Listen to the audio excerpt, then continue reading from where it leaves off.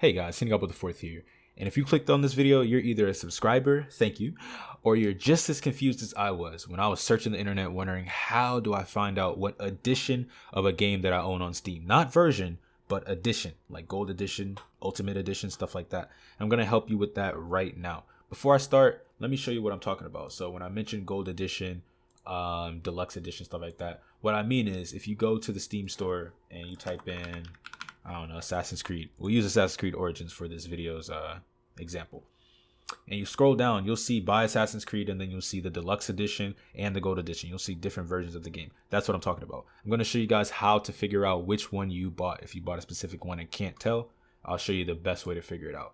So you want to go to your library and you want to find the game. We'll use Origins, for example.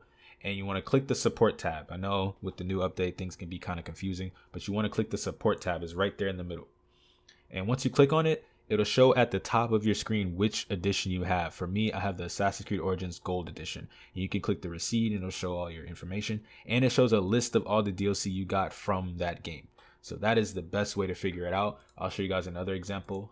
Watch Dogs 2. Hit support.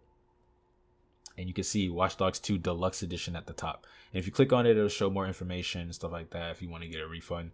But that is the best way to figure out which version of a game you have. And like I said before, this update can be kind of confusing. If you want to learn more about the update or anything, any news about it, check out my video. It'll be on the left side of your screen. And if you want to know my thoughts on it, 3 things that I think should change in the update, as well as 1 thing that I think should stay, that video will be on the right side of your screen. Thank you guys for watching. I hope you guys have a wonderful day or evening whenever you're watching this video.